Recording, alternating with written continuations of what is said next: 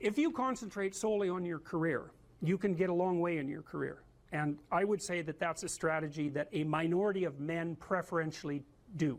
That's all they do. They work like 70, 80 hours a week. They go flat out on their career. They're staking everything on the small probability of exceptional status in a narrow domain. But it's hard on them. They don't have a life. It's very difficult for them to have a family. They don't know how to take any leisure activity. Like, they get very one-dimensional. Now, it may be that that unidimensionality is the price you have to pay to be exceptional at one thing, right? Because if you're going to be something like a genius-level mathematician, and you want to do that for, or a scientist, say, it's like you're in your lab all the time, you're working 70 hours a week or 80 hours a week, you're smart, you're dedicated, you're unidimensional, and that's how you get to beat all the other people who are doing that. It's the only way. But the problem is you don't get a life. Now, if you love being a scientist and you have that kind of focus of mind, well, first of all, you're a rare person, and second, you're going to pay for it. But fine, more power to you. But it's a risky business to do that. You sacrifice a lot for it. You know, and I would say most often, if you're speaking about having a healthy life, that isn't what you do. You spread yourself out more. So, you know, you have a family, you have some things that you do outside of work that are meaningful to you and useful. You have a network of friends. Well, those three things alone, or four things alone, are plenty to keep you well oriented. And then if one of those things collapses, you know, everything doesn't go. Now, the price you pay for that is the more you strive to optimize that balance, the less likely you are to be fantastically successful at any single one of them. But you might have a very, you know, if you consider your life as a whole, that might be a winning strategy. One of the things Carl Jung said, I really liked this. He thought that men went after perfection and women went after wholeness. There's something different at the top of the value hierarchy. So perfection would be stake it all on one thing and look for radical success. Not that all men do that, because they don't, but we're talking about extremes, at least with regards to the men that do that. The wholeness idea is more like, well, it's like I want one thing in my life to be 150%, or I want 5 things in my life to be 80%. Well, there's a lot more richness in a life where you have 5 things operating at 80%, but you're not operating at any of them at 150%. So, and I really believe this because I've watched men and women go through their careers now for a long period of time, and one of the things that, there's lots of things that produce this, but one of the things that I've noticed is that mostly women in their 30s bail out of unidimensional careers. They won't do them. They won't put in the 80 hours a week that they would have to put in order to dominate that particular area. And it isn't, the reason that they won't do it is because they decide it's not worth it. And no wonder, because why would that be worth it? You have to ask yourself that. It's like, well, you want to be an outstanding scientist. It's like, okay, really, that's what you want, because that means that's what you do. Because you're competing with other people, you know, they're smart, they're hardworking, and if you want to be at the top, you have to be smarter and work harder than any of them. And working hard means working long hours. I mean, it also means working diligently, but in the final analysis, it's also an additive issue. If I'm smart and hardworking and I can crank out for 70 hours a week, and you do it for 30, it's like, in 2 years, I'm so far ahead of you, you will never, ever catch up. And I think partly, maybe part of the reason too that women are oriented that way more than men, I think there's 2 reasons. One is socioeconomic status does not make women more attractive on the mating market, but it does make men more attractive. And the second is women's time frame is compressed, right? Because guys can always say, well, I'll have kids later, and they can say that till they're like 80. Whereas women, it's like, no way, man, you got to get it together by the time you're, let's say 40, but really probably by 35, but definitely by 40, because otherwise it ain't happening. And that's bloody dreadful. One of the common routes to extreme unhappiness is to want children and not have them. I wouldn't recommend that. You know, you see couples who are in their 30s. 1 couple in 3 over the age of 30 has fertility problems. That's defined as inability to conceive after 1 year of trying. 1 in 3. So it's worth thinking about, because people are very, very unhappy if they want to have kids and then they can't. Man, you're in the medical mill for 10 years if that's what happens to you. we've got a hypothesis that we're still working out that's supported to some degree by the relevant literature. So imagine that you're looking for a stable partner, right? So you might think, well, what do you want in a stable partner? And at least in principle, one of the things you don't want is too much mismatch between you and that person on the 5 fundamental dimensions. So for example, if you're really extroverted and you have a really introverted partner, you're going to engage in continual conflict about how much social activity the two of you should subject yourself to. And it's very, very difficult for people who widely differ on those dimensions to come to consensus, because it's not just a matter of opinion, right? It's really a matter of different, if you're looking at extremes, of really different types of people. And the thing about introverts is they just don't enjoy large-scale social interaction that much. One-on-one they're often fine, but in a group they don't like that, and it tires them out. Whereas a real extrovert, it's like you isolate them and they just wither on the vine, because a huge part of what actually motivates them in a positive way is tangled up with social interaction. And so if you're an agreeable person and you have a particularly disagreeable partner, you're also going to run into problems, because the agreeable person will say whatever you want whenever, and the disagreeable person will say, well, I'd like to know what the hell you want for a change, and be much more harsh and much more demanding in the situation. And the agreeable person is going to find the disagreeable person harsh and unpleasant, and the disagreeable person is going to find the agreeable person wishy-washy and unable to stand up for themselves. And again, that's actually one of the primary sources of tension between men and women, because women tend to be higher in agreeableness than men. It's about half a standard deviation, which is quite a large difference by psychological standards. And so what that means, I probably haven't got the statistic quite right. If you have a group of men and women and you pick out random pairs, the woman is going to be more agreeable than the man 60% of the time. So that's not an overwhelming proportion, but it's reliable, and it's quite large by psychological standards. So there's the problem with agreeableness. With conscientiousness, well, if you're conscientious, you're industrious and orderly. And orderly people seem to be sensitive to disgust, which is something we'll talk about in detail later. We've had a hard time specifying exactly what makes industrious people industrious, because it's hard to come up with an animal model for that sort of thing, and there's no theoretical model. But our latest idea is that, it's not my idea, it's actually the idea of my graduate student, Christine Brophy, is that industrious people find it unpleasant and unsettling to not be doing something.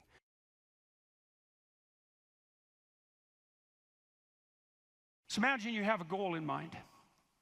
You want to get to work in the morning. I used to ask my students a question like this, is like, what? Maybe they're going to write an essay. Why are you writing the essay? Why are you in class? Well, I'm in class because I need this class because it's part of my major. Well, why did you pick a major like that? Well, I'm interested in psychology. Well, why did you come to get a degree? Well, I think I need a degree to get a job. Well, why do you need a job? Well, I need a job to keep body and soul together, and maybe to be productive, and maybe to, establish a name for myself. And why do you want to do that? Well, because, it's part and parcel of living properly. And why do you want to live properly? And well, then, and how would you live if you lived properly? And at that point, people are usually unable to answer, because you can just push people with questions about why until they run out of explanations. But the point is that you're always doing whatever you're doing because what you're doing is nested in a sequence of goal-directed actions, and those can be more or less sophisticated. If you're not very sophisticated at all, the nesting might be like 2 structures deep. Maybe you're, you're bored and you want to go get drunk, and why? Well, because you don't want to be bored, and if someone pushes you a little farther than that, you hit them, and you don't want to delve into it. But if you're sophisticated, you have a pretty good hierarchy of answers. So you might say, well, why do you want to be a productive and generous citizen? And like I said, people usually bottom out there, but you could say, well, that's part of reciprocal altruism, and if I'm productive and generous, then that'll encourage other people to be productive and generous, and if we're all productive and generous together, then there'll be more for everyone, and we'll all get along better, and we'll get along for a longer period of time, and that'll make us all more stable, and that'll make our societies better. And then you might say, well, why is that relevant? You might say, well, because the alternative to that is something like a descent into something approximating hell, and so that's part of a reflection of the divine order and the eternal battle between good and evil. And then you could push it farther than that, and you could say, well, are you going to be on the side of the redemptive hero, or are you going to be on the side of the eternal adversary? Like, you can keep digging down farther and farther, and the farther down you dig, the more you get down into what you might describe as the implicit religious substrate. And it's very much useful to know that and to make as much of that conscious as possible. So now imagine that you've come to this talk tonight because you've decided to aim up. And maybe you haven't formulated that precisely explicitly, but something is driving you in this direction.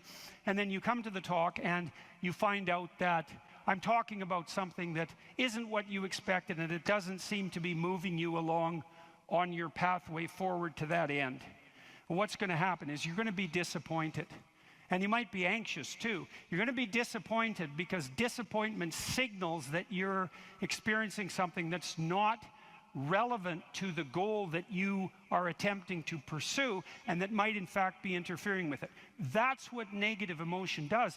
And maybe if you're disappointed in what I say, that also makes you anxious because you assumed that you would come here and I would say something relevant, because you assumed that you knew who I was, and then it turned out that I didn't, and then you don't know who I am, and then you don't know what you're doing here, and then you get anxious. And the reason you get anxious is because that's what anxiety is for. It tells you when the pathway to your goal has been disrupted, so multiple pathways have now emerged. So imagine you're driving your car to work and it quits. And what happens is you get anxious. And the reason you get anxious is because, well, you were beetling along quite nicely in your world, and everything was reduced to like a unidimensional simplicity. You weren't in a car as an object, you were in a thing that took you to where you wanted to go, and it was just doing what it was supposed to be doing, tracking you along the pathway to your goal. And then it fails and you're off on the side of the road, and you get anxious because how the hell are you going to get to work? And what if you don't get to work? And is your boss not going to be very happy with you? And maybe this is the third mistake you've made this week. And what if you get fired? And weren't you an idiot for buying this car? Maybe you shouldn't have a car at all. Maybe you should have walked to work. And maybe you should take a bicycle, because after all, that would save the planet. And and maybe now you have to take your car to a mechanic, but the last time you went to the mechanic, you got ripped off because you're too stupid about vehicles to manage one, and you're kind of stupid about technology in general. And aren't you stupid? And maybe you're too stupid, and isn't your wife going to? That's anxiety, right? And that's the emergence of a multiplicity of pathways, right? And so what anxiety signifies is the degeneration of an attentional hierarchy into multiplicity. And the reason you get anxious and it feels bad is because now your body can't compute how much energy you have to put out in order to get to your goal. And so you can't organize the world. You're apt to use more resources than you'll replenish. And if you continue to do that, then you'll die. And so anxiety is a signal that complexity has reemerged, chaos. That's the eternal dragon of chaos. Chaos has reemerged because your narrative has collapsed. And so that's negative emotion. That's what negative emotion signifies, is that it's the collapse of an organizing narrative.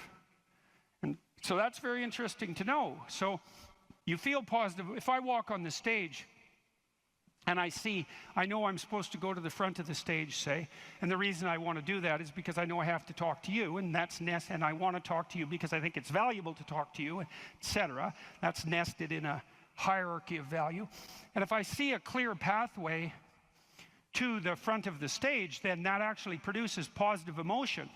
And that positive emotion impels me forward, because positive emotion does impel you forward. That's what it's for. That's how positive emotion is linked to action. So if you're enthusiastic because you can see a pathway forward to a valued goal, and that enthusiasm manifests itself. This is true even neurochemically. It manifests itself as positive motivation to move forward. And not only that, if you're moving forward and it's working, your brain tracks the fact that it's working, and then that's linked to dopamine release, by the way, which is what cocaine releases. It's linked to dopamine release, and the other thing your brain is doing, even when you're just walking to where you want to go, if you're successfully walking there, your brain tracks what you're doing. There's circuits that are activated while you're doing it, and if what you're doing results in the result you desired, then the dopamine floods those little neurons that are active, and it makes them grow and flourish. And so as you practice something that's working, the circuit that is activated as you're practicing is bathed in dopamine, and that makes it stronger. And that feels good. It's growth. It's part of positive emotion. And so the positive emotion moves you forward, but also encourages you to develop a habit of that practice. And so one of the things I would bloody well say is, don't make a habit of pursuing things that aren't good for you, because you build that into you. That's what happens if you become addicted to something, you know. You build a little monster inside you that's grown. It's there. It's after one goal, despite everything else. Not a good outcome. So now positive emotion also signals the fact that it's also an energy conservation observation. So as I move forward towards my goal, with each step I take, it's going to take less energy to get to the goal. And so that means that positive emotion signifies, what would you say? It signifies the increasing efficiency of your action as you move towards a goal. So negative emotion signifies the fact that things have got too complex for you to manage, and positive emotion signifies that you're approaching your goal and becoming, and that there's less demand on energy output with every step forward. And so that's emotion. And that's pretty much worth knowing. And then what happens when you're watching a movie is you infer the goal of the protagonist, or the villain for that matter. You infer the goal of the character that's being portrayed on the screen. You adopt that goal as your own. Then you play out the emotions in your own body, which mimics the structure what would you call the character that's being portrayed on the screen, and you live that all out inside you. And that's also how you understand other people, right? You don't listen to someone and then figure out what they're saying and then infer what they're thinking. That isn't how it works. What you do is you listen to someone till you figure out what they're up to. As soon as you figure out what they're up to, you can adopt that frame of reference. As soon as you adopt that frame of reference, you have the same emotions. And that's what makes you united. And so that's so interesting. And so then you think, look, there's 5,000 people in here. If there were 5,000 chimpanzees, you guys would be tearing each other into shreds, because no one would be able to know what anyone else was up to.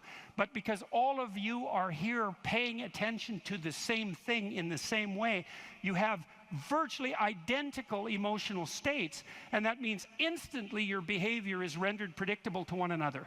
And there's no difference between that and peace.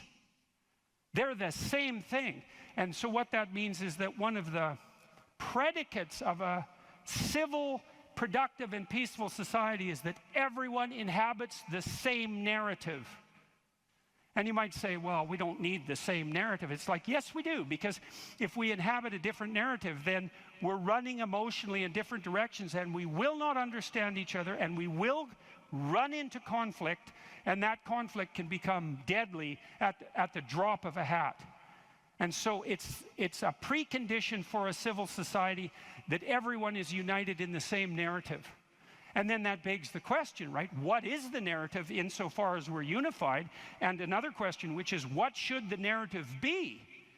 Right? Now, the postmodernists figured out that we looked at the world through a story, but they said their mantra is they became skeptical of meta-narratives, which are uniting narratives. And that's all well and good to be skeptical about meta-narratives, but you run into the problem of internal disunion, because if you don't have a uniting narrative, then you're divided against yourself, and you run into the problem of social disunity, because if we're not looking at the same thing for the same reason, then we can't get along. And those are big problems. Now, the way the postmodernists glided over that immense cataclysmic problem was to offer the proposition that the narrative that unites us is just one of power and oppression, right? And that the fundamental motivation that guides, first of all, even your internal organization, your own internal tyranny, you know, you're oppressing your id or your natural self.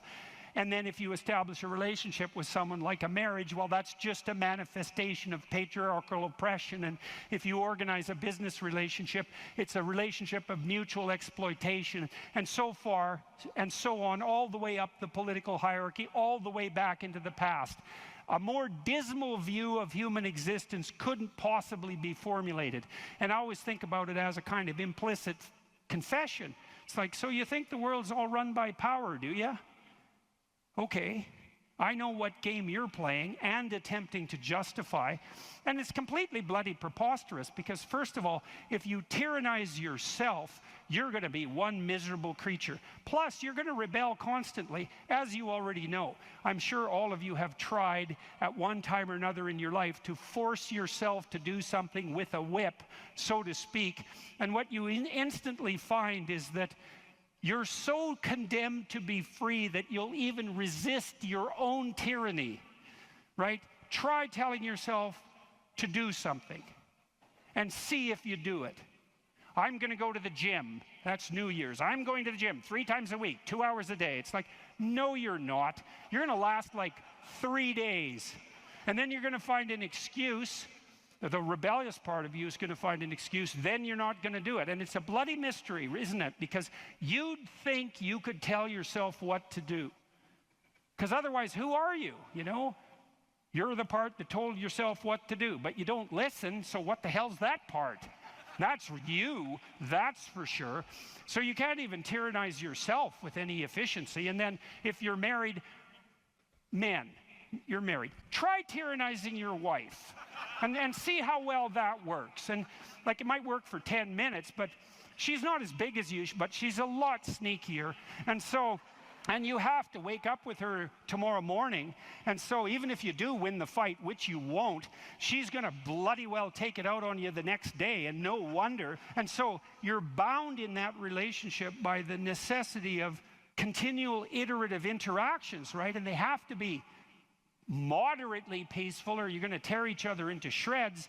And if it's constant conflict, you're both going to just exhaust yourself and die. So how the hell is that going to work? So it has to be at least mutually reinforcing. And maybe if you really got it together well, you could interact with each other in a way that improved your interactions across time.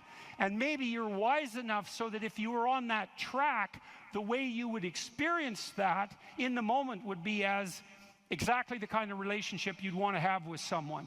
And that would be something like the spirit of play and romantic love. And that would be the manifestation of an instinct that orients you across time properly in a relationship in the moment. And that's such a wonderful thing to know, right? That instinct for play and romantic love might be the voice of the wisest instinct you have, the deepest orientation to meaning that you have. You know, because there's nothing more delightful in a marriage or in a family, if you have children, than to be able to engage in something like voluntary play.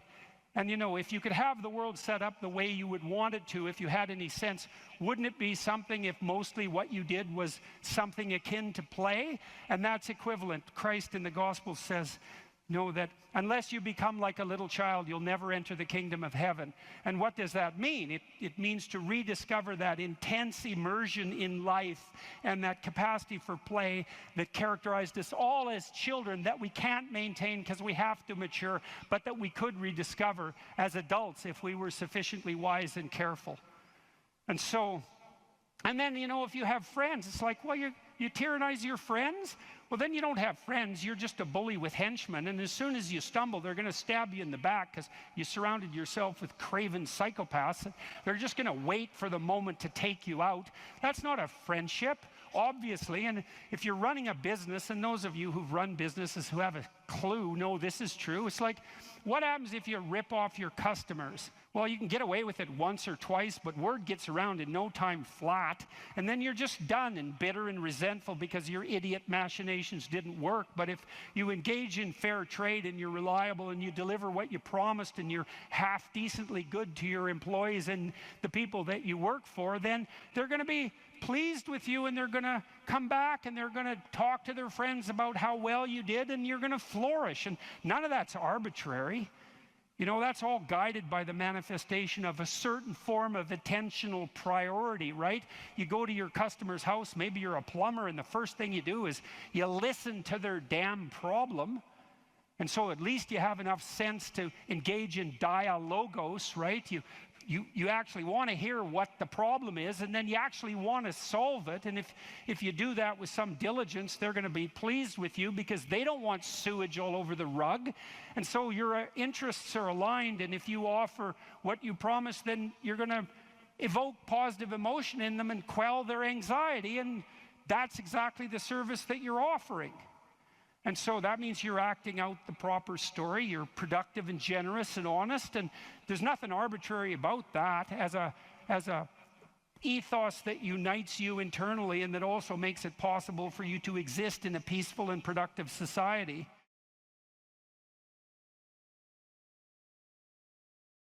What happens to you as you stroll merrily on your way through life? Well, what happens is that as you're moving from point A to point B, you encounter things, and people think that what they encounter are objects, but that's not the case. First of all, most of the things that you encounter, many of the things are actually other people, and they're not objects. They're too damn complex. And even apart from the social world, the things that you encounter aren't objects. They seem to be something more like tools or obstacles. And I don't mean that we see objects and turn them into tools or obstacles. I mean that we see tools and obstacles, because what happens is that when you array yourself towards a goal, then the world transforms itself into things that get in the way of that goal, and three things. Things that get in the way of the goal, those are things you don't like. Things that facilitate your movement towards the goal, those are things that you like. And irrelevant things. And mostly you want irrelevant things, because there's just too damn many things. So the category of irrelevant is one you really like. So most of everything is irrelevant if you have a good plan. A few things are good because they move you forward, and some other things are not so good. You want to go around the not so good things if you can manage them, unless you like to run head forth into like brick walls, which is not particularly, it's a learning experience, but I wouldn't repeat it too many times. You want the world to array itself as a set of, we could say, tools. Now, what happens is that you have this perceptual system that's mediated by dopamine. It's the same system that cocaine activates, or methamphetamine, or the drugs that people really like to take. And it's the dopaminergic system that responds with positive emotion to indications that you've encountered something that will facilitate your movement towards a goal. And that's really important to know, because people tend to think that they're happy because they achieve goals, and that's not true. What's true, because as soon as you achieve a goal, then you have a problem, which is what's the next goal. And that's actually a big problem. You encounter that as soon as you graduate from university, for example. That's right. I made this joke before. Graduation day, you're like king of the university hierarchy, undergraduate hierarchy. Day after, you're unemployed potential Starbucks employee, right? So it's like, so obviously the accomplishment per se as a source of reward is problematic, because when you accomplish, you run the frame to its end, and then you have the problem of needing a new frame. So that's a problem. But if what you're encountering instead are things that will move you along your way, it's like, hey, that's great, and that's where you get your positive motivation. And so that's so much worth thinking about. You can think about that for a year, and that wouldn't even be enough to think about it, because here's what it means. It means, in some sense, that the Buddhists are right with their claim about Maya, M-A-Y-A, which means that people live in an illusion. And what they mean by that is, well, you have goal, whatever your goal is, and that goal gives relevance to the world.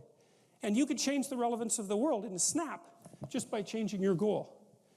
You can do that. And so then you think, well, it's sort of an illusion, because you can just change it. Now, you don't want to push that line of argumentation too far, because even if the specific point can be changed, the fact that you're in one of these frames cannot be changed. And so you have to be in a frame, although you get to pick the frame. So there's still an absolute there, which is that you have to be in a frame, and that is not a trivial absolute. It's a very major absolute. So then you think, okay, all of your positive emotion is going to be experienced in relationship to the goal. Well, then we think, well, you could use some positive emotion. It's a good thing. Positive emotion inhibits anxiety and disappointment and frustration and pain. It does all that.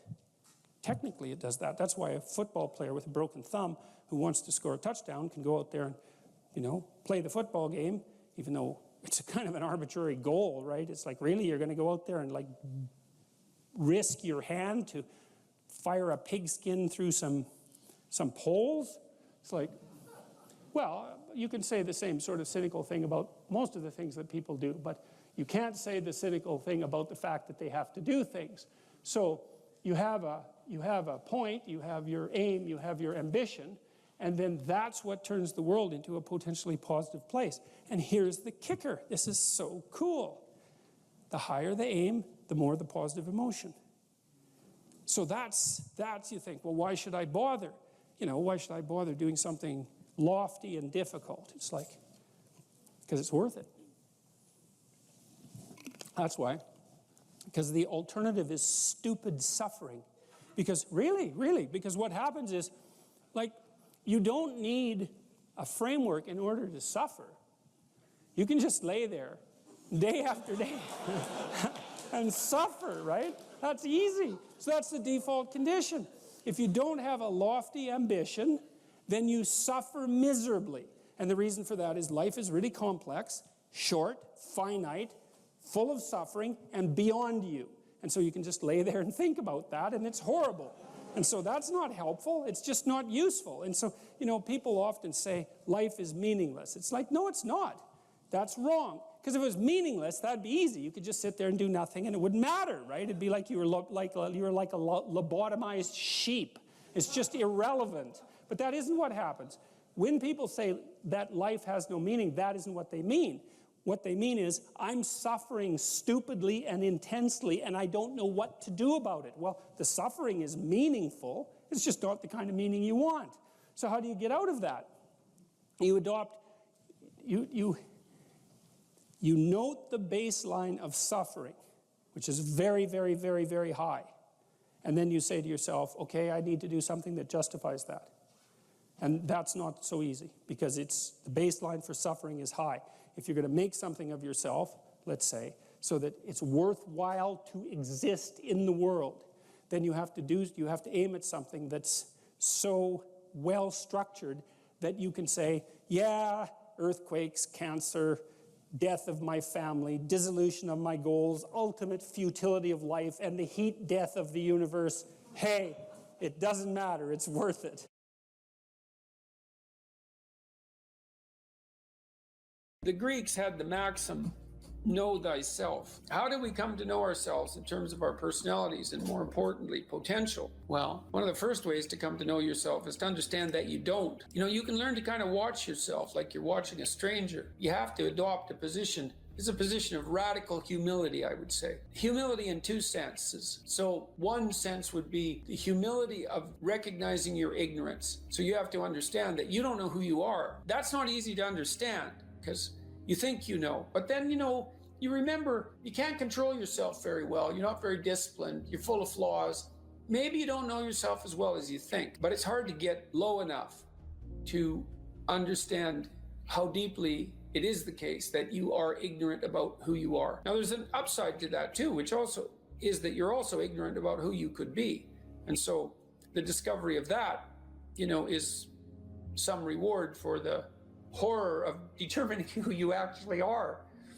And then I would say, well, then you watch yourself. You watch yourself like you're watching a stranger. You watch what you say and you listen. And you think, well, what sort of person would say that? And how am I reacting emotionally when I'm communicating in that manner? Is that making me feel stronger or weaker? Is it filling me with shame? Is it helping my confidence? Am I laying out a lie? Am I deceiving myself and other people? Am I adopting this personality at parties that is designed to impress and to amuse, and it comes across as nothing but self-centered narcissism? What are my dark fantasies? What are my aggressive fantasies? What is it that I'm willing to do? What am I interested in so that I'll spontaneously pursue it? What do I procrastinate about and why? What am I unwilling to do? What do I think is good? What do I congratulate myself for accomplishing? And what do I berate myself for failing to confront and to implement? Those are all incredibly complicated questions, and you don't know the answers to them. So that's a start. And then in terms of potential, well, you'll discover a little bit more about your potential as you discover who you are, especially the darker parts of yourself, because then you discover your potential for mayhem. There's some real utility in that. It's actually something that strengthens you, because the first thing that a realization like that can in fact produce is the ambition to incorporate that dangerousness into a higher order personality. And that can make you implacable. That can make you someone who can say no when you need to say no. That can make you someone who won't avoid necessary conflict. And so that's unbelievably useful. And so that's one of the potentials that you might discover. The other thing you do to discover your potential is you challenge yourself. It's like rule 4 in my book, 12 Rules for Life, is compare yourself to who you were yesterday and not to who someone else is today. And that's kind of a good way to start this. It's like, well, take a bit of a look at yourself and think about what's not so good that you could improve, that you should improve by your own standards, and that you would improve, and set yourself a little goal. Maybe you're not studying at all at your university, or maybe you're at work and you've got this stack of paper there, and you haven't looked at that damn stack for like a month, and you know that you should be, and you're bothering yourself at night because you're avoiding that. You think, well, I've avoided that stack of paper completely for 1 month. I'm quite a coward when it comes to whatever snakes might be hidden in that stack of paper. How about tomorrow I just put that stack of paper in front of me on my desk and I glance through it for 15 seconds. See if I can do that. It's like, well, you set yourself a goal of improvement. It's a humble goal, because really, are you such a coward that the best that you can bloody well manage after a month of avoidance is 15 seconds of exposure to a stack of paper? It could easily be. You've been avoiding it. You're obviously afraid of it. And so the situation could be that dismal and dire. And you might think, well, geez, it's no balm to my ego. It's not fostering the strength of my ego to recognize in myself someone who could only withstand 15 seconds of exposure to that thing I'm afraid of. And so that's a form of humility too. It's like, there's things you could do to improve, and you know what they are. And there's small steps that you could take, that you might take, that would put you in that direction. And then the question is, are you big enough to take those small steps? Are you capable of grappling with the fact that you're fundamentally flawed to the point where you have to break things down into almost childlike steps in order to manage them? And the answer to that is, yeah, you are. And that's the lot of, I don't know if it's the lot of everyone. Most people have things they avoid, and they're afraid of. So I would say to some degree, it's the lot of everyone. People vary in the degree to which they've conquered that. And you do meet people from time to time who are extraordinarily disciplined. But most of the time they've got disciplined in exactly this manner. It's through slow incremental improvement. And then you challenge yourself. It's like, well, could I do this? That would be better. Then you find out, and then you think, well, is there something slightly larger and more challenging that I could do that would be better? And you try it and you find out. And as you try it and you find out, generally you get better at it, and you can take on larger and larger challenges. You take responsibility for yourself. That's part of standing up straight with your shoulders back. It's like, take on the world, man, but only at the level that you can manage. When you're ignorant and biased and deeply flawed and immature, it's where everyone starts. You don't want to bite off more than you can chew, but it doesn't mean that you can't wrestle with part of reality. Some part that's small enough so that you have a good shot at victory. To put yourself together, this first steps towards that is to allow yourself to be a fool, right? It's because you don't know what you're doing. You have to admit that. And there's going to be a loss of ego or destruction of ego, arrogant ego that necessarily accompanies that. But you need the loss of that arrogant ego because it's precisely what's interfering with your movement forward. You know, it's part of the adversarial process, mythologically speaking, that stops moral progress. You're too proud of who you think you are to notice what you're like so that you could change properly. You don't want to sacrifice that part of yourself. It's probably associated with some delusion that helps you maintain a positive, although very fragile self-image, you know, in the absence of genuine effort. It's not to be recommended. You know yourself by watching and paying attention. It's watching like you're a snake. A snake watches like cold-bloodedly, with no emotional reaction, just to see what's there. It doesn't allow, symbolically speaking, doesn't allow what is wanted or desired to interfere with what is observed. So you watch yourself like that, as if you don't know who you are. Well, that's the beginning. And then you challenge yourself continually to see how far past yesterday you can push today and tomorrow, and to continually experiment with expanding the domains not only of your competence but of your ability to increase that competence. And the upper limit to that is proportional to the moral effort that you put into it. The more that's guided by the highest of all possible visions, right? The alliance with the highest of all possible conceivable good. And the more it's accompanied by truth in speech and action, the more you will develop your potential. And you also, I suppose, have to be willing to undertake that as an adventure, because it's a hell of a thing to bear that kind of responsibility. It takes a person out of the ordinary. It takes them out of themselves. And there's an alienation and an isolation that goes along with that, and a great sorrow, all of that together. But there's deep meaning to be had in it, and there isn't anything better that you can do. So that's the answer to that question.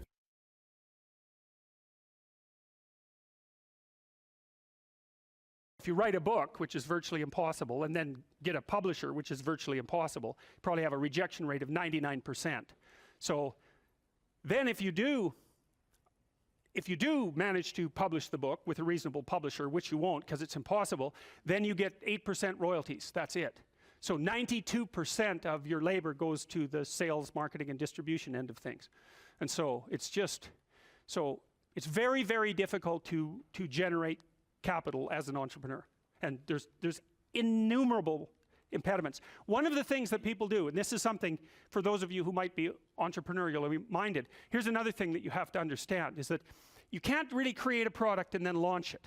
Because first of all, you don't know how to do that. You might know how to create the product, but you do not know how to market or sell it. You don't know how to advertise it. You don't know how to communicate about it. You don't know how to ship it. Like, there's all sorts of things you just don't know. But worse is you don't know if people will use it. And so what companies do that roll out new products on a relatively continual basis do is they don't develop the product and then go sell it. They continually communicate with their customers about what product the customer is willing to buy next, and then they develop that. And so you have to have your market identified, and then you have to be in continual communication with the market while you develop the product. It's not, I build a better mousetrap and the world comes, you know, marching to my door. That isn't how it works. Is that you got to find out if someone wants to buy your stupid thing. And then the next thing is that even if you have a great thing, you're going to go talk to people and they have 50 great things that they might buy. And they're all great, but they're not going to buy all 50. They might buy one, maybe, and maybe they'll buy it this week, but probably they'll buy it in 6 months. And they're not going to buy any of them, no matter how great, unless they're on fire and you're selling water. Because they're so busy already, right? They're so overwhelmed and preoccupied by their jobs that if you come in and you say, well, here, this is going to increase your efficiency by 20%, and here's the 3 weeks you'd have to spend doing that, and then the payoff would come in the next years, they'll say, yeah, well, I'll do that as soon as I have time. And as soon as I have time is never. So if they're on fire and you have water, you can sell it to them. But that's all, because otherwise it's a no-go. So those are all things that are worthwhile knowing because they're very hard to learn. And so, and very comically, I mean, if you would have told me when I first started developing these tests that one of the reasons corporations wouldn't buy them was because they worked, that I would have just thought, really? I mean, come on, really? That's really the reason? It's like, yeah, that's the reason. God. So very, very, very problematic. And then they already have their processes in place and they're entrenched. And then the next problem is, you know, you haven't got any customers. I think I told you that before. You don't have any customers and you show them the statistics, but they can't understand the statistics. And they also have 200 other people selling them things and 50 of them are crooks. So they're just lying about what they're doing and they can't tell the difference between the liars and the people who are telling the truth. And so they can't understand the statistics for themselves and they can't verify them anyways. So what they ask you is, who else is using it? And if the answer is, well, everybody, then you don't even have to do the sale because you're already rich. And if the answer is nobody, then they're going to say, well, why is nobody using this? You say, well, it's the hottest thing that's come along. And they think, well, I'm not going to be the sucker who gets painted, you know, red and fired because this failed. That they do not think this might make me succeed. People do not care about whether or not they succeed. They care about whether or not they fail. And so that's another thing, is that if you're marketing something and you can say this will stop you from being identified as a failure, then people might be happy about that. But if you say this will really help you succeed, it's like, yeah, no, I don't want to succeed. I just don't want to fail. I don't want to succeed. I just want to be invisible and be left alone. And if you're looking for people's fundamental motivation, that's it. It's they want to be invisible and they want to be left alone. I tell you the zebra story? Any of you know that story? Okay, I'll tell you this zebra story. Stop me if I've told it to you before. This tells you everything you need to know about human beings. So it's worth knowing. Okay, so zebras have stripes. And people say, well, that's for camouflage. And then you think about that for 2 seconds and you think, that's a really stupid theory because lions are camouflaged and they're like golden like the grass. And zebras are black and white, so you can see a zebra 5 miles away. It's like, there's a zebra, it's black and white. So the whole camouflage thing, that's just not working out so well as a hypothesis. Okay, so biologists go and they decide to take a look at some zebras. And so they're looking at a zebra on the herd because there's no zebra, right? Just like there's no fish. There are schools of fish and there are herds of zebras. There isn't a fish. This is why I think the cod aren't coming back. There are no cod. There are massive 100-mile-long schools of cod, 10 stories deep, 20 million years old. You wipe out the school, you don't just get to throw a cod in the water and say, well, you know, off you go. It's like, well, where's my city? It's like launching you in the middle of a field. It's like, well, go out there and reproduce. It's like, no, that's not going to happen, you know? So without the school, there's no cod, and you can't just introduce a whole school of cod because you don't have a whole school of cod. So, you know, maybe the cod are never coming back. And zebras are the same thing. There's not a zebra. There's zebras.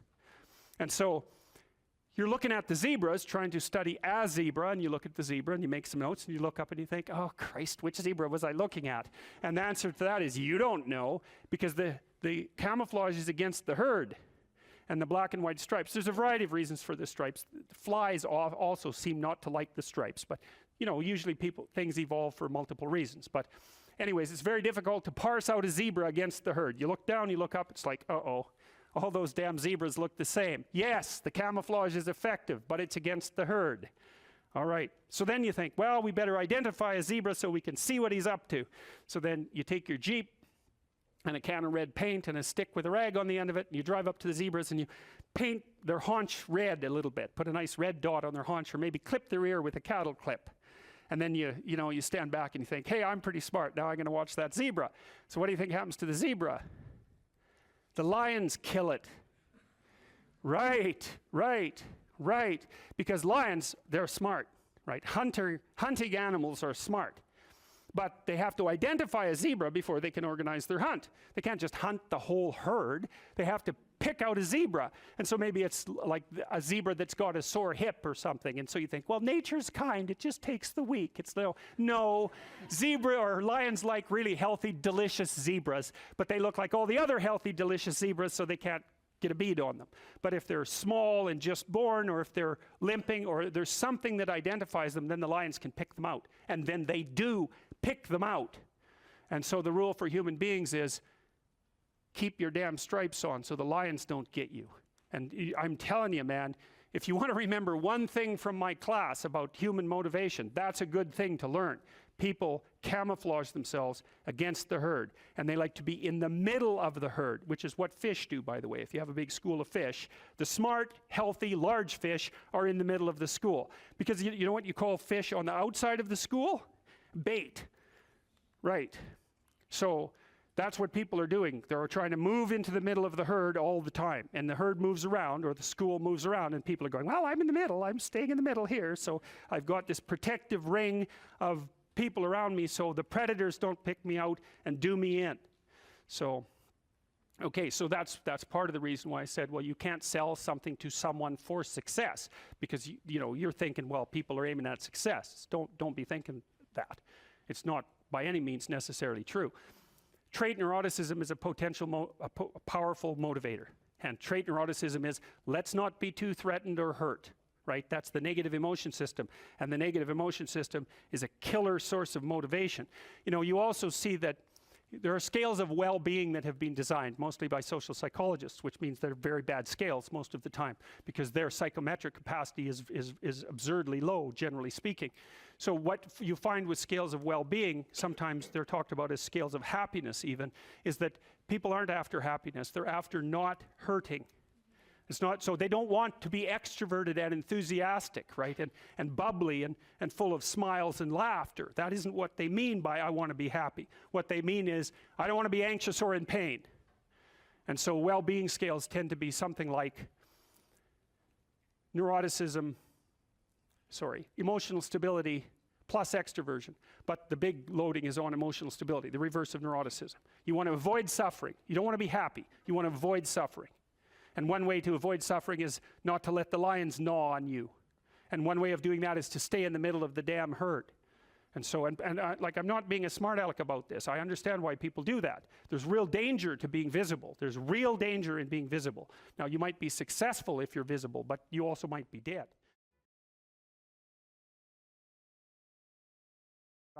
I wouldn't consider myself either naive or particularly optimistic person. I don't think I'm either of those.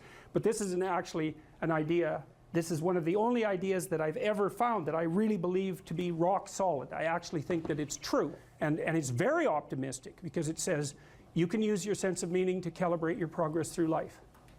But there's rules. You have to aim at the highest possible good that you can conceive. Now, and that's subject to update, because what the hell do you know? But you start by aiming at the star you can see rather than the dimmer one that you can't yet perceive. And then you decide that you're going to do that honestly, right? That's a big decision. So the first decision, I think, in some sense, is a decision of love.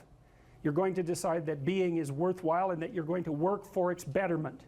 And that's a decision that's based on love. And the second decision is based on truth. Having made that decision, you're going to play a straight game. Having made those two decisions, I think that you can allow your sense of meaning to calibrate your pathway.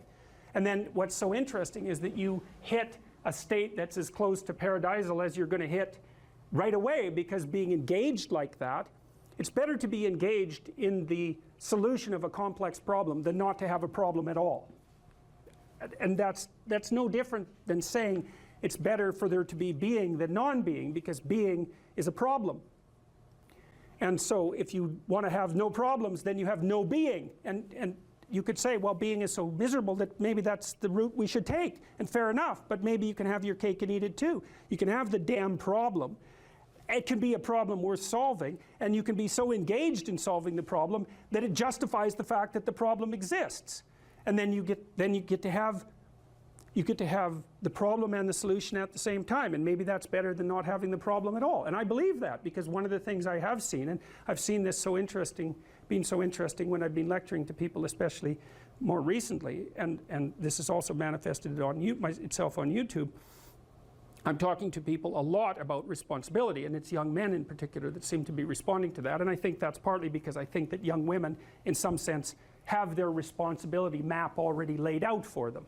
It's also less voluntary in some sense for women, because they have more complicated problems to solve in the first part of their life, right? Because they have to get the family problem solved. But whatever. I've been talking in a very delineated manner about responsibility. which is a strange thing to sell to people, but responsibility is what gives your life meaning. And so then you might say, well, then take on ultimate responsibility. And what happens? You have an ultimately meaningful life. And then you might say, well, if your life is ultimately meaningful, it doesn't matter if it's punctuated by tragedy or even predicated on tragedy. It's worth it. And I think that's true. And everything I've seen indicates to me that's true. Every time I get my clients to take on more responsibility, you know, and it isn't an injunction. You're a bad person, you should take on responsibility. It has nothing to do with that. You can define the damn responsibility. It isn't something that someone else should impose on you. It's not a matter of doing what you should do in some abstract manner. It's not that. It's the choice of what game you're going to play. And you know, you can play the game of the seeker, I would say, and if you play that game, then everyone wins. And it's the best game you can play. And so the answer, in some sense, to the tragedy of life, to the catastrophe of life, to the fall, is to adopt the responsibility of mortality that goes along with that, and to play that game maximally. And paradoxically, it's in the willingness to do that that the solution emerges.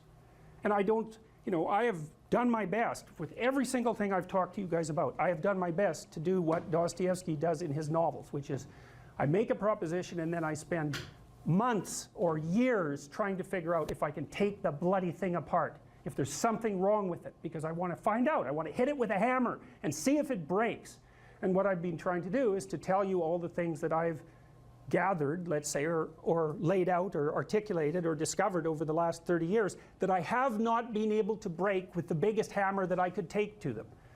And I guess that's the fundamental one, is that I believe that the idea that lurks in these images, derived from very different cultures, it's the same idea. Life is suffering. Right, indisputable. What do you do about that? You voluntarily accept it and then strive to overcome the suffering that's a consequence of that. And you do that for you, and you do that in a way that makes it better for other people. And then that works. And one question might be, well, how well does it work? And the answer is, the only way that you can find out is by trying it. That's it. That's the existential element of it. The proof is to be derived by the incarnation of the attitude in your own life. No one can tell you how it will work for you. It's the thing that your destiny is to discover that.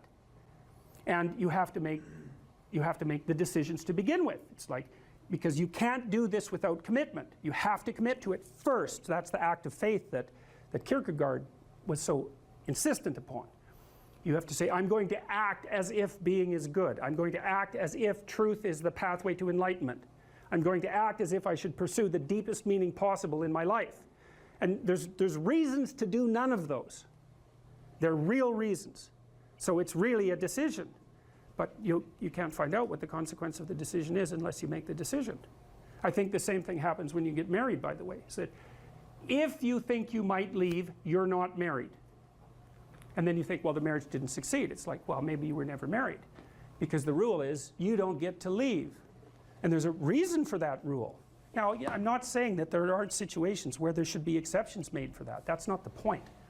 The point is that there's some games you don't get to play unless you're all in. And the other thing that's so interesting about being alive is that you're all in. No matter what you do, you're all in. This is going to kill you.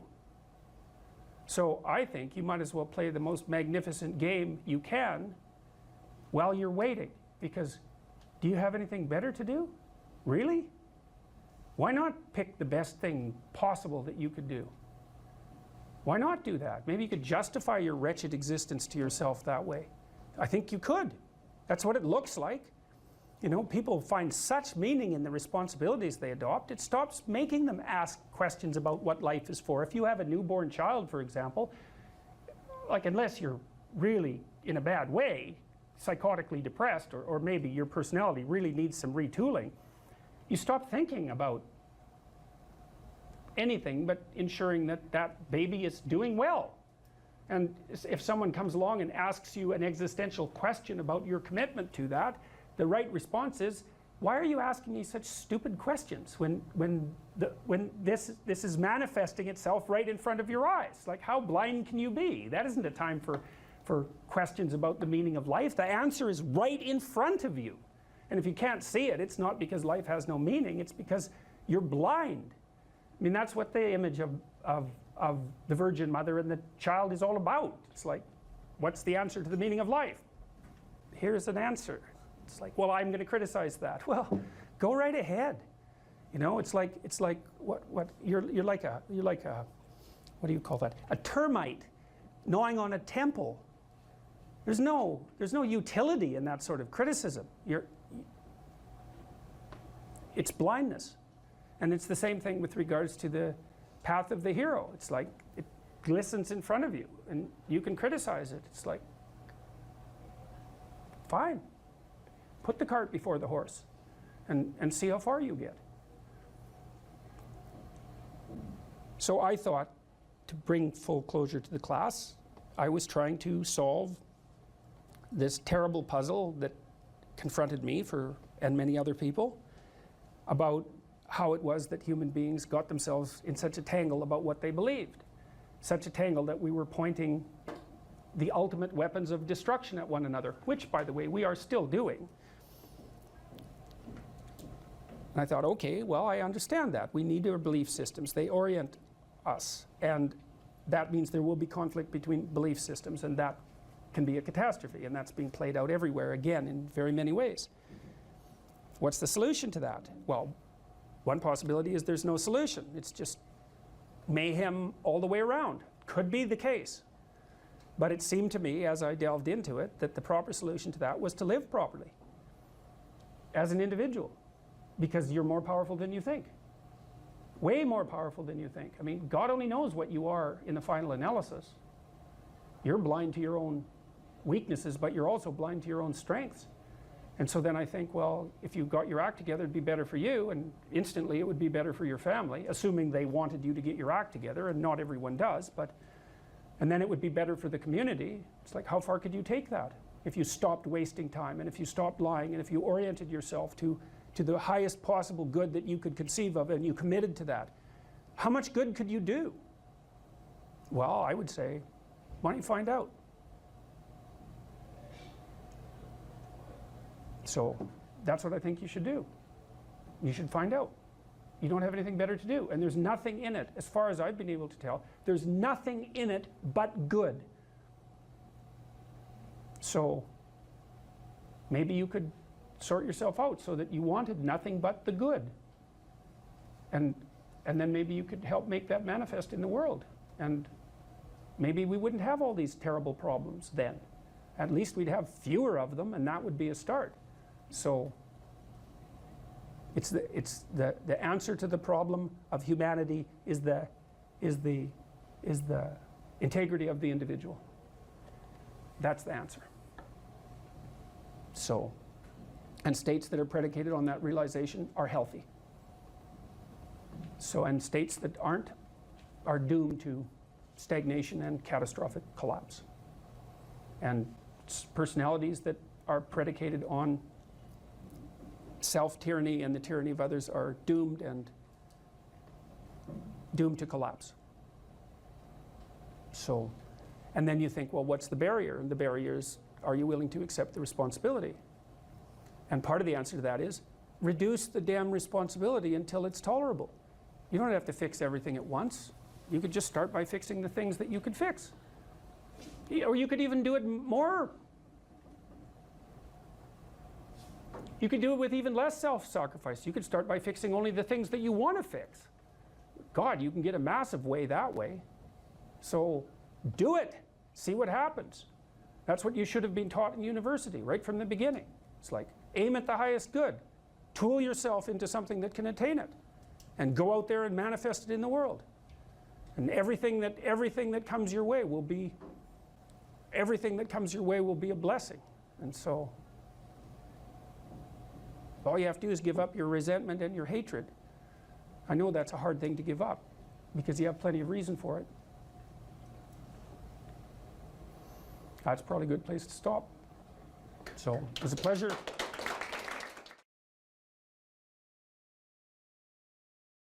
So as men move into their careers, how might responsibility and purpose be conceptualized? Well, look, so I always start from the fundamental observation that life is characterized by a fair bit of suffering.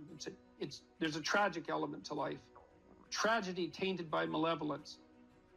And what that poses a problem, and the problem is, well, what can sustain you through suffering and tragedy, betrayal and illness, death, loss, disappointment, frustration, confusion. And it's not hedonism. It's not happiness, not if you conceptualize happiness in this narrowly pleasure-seeking hedonic way. First of all, that doesn't iterate very well. You know, you can drink 26 of vodka one night, and that might be a pretty fun night, but you know the next 2 or 3 days are not going to be so pleasant, and you'll probably do at least 5 things that you seriously regret, assuming you can remember what they are. So it's not a great strategy, and everyone knows that, you know, that casual, impulsive pleasure-seeking is not, it's not a good game. Everyone knows that.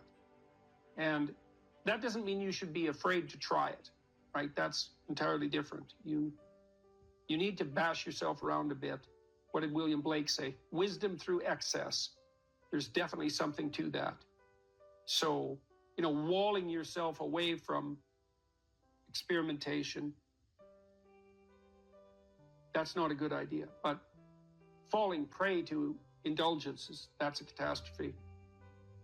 So you can't find, and then if your life is proceeding in a direction that's painful and tragic for reasons that might be really out of your control, obviously you're not going to be happy during those times.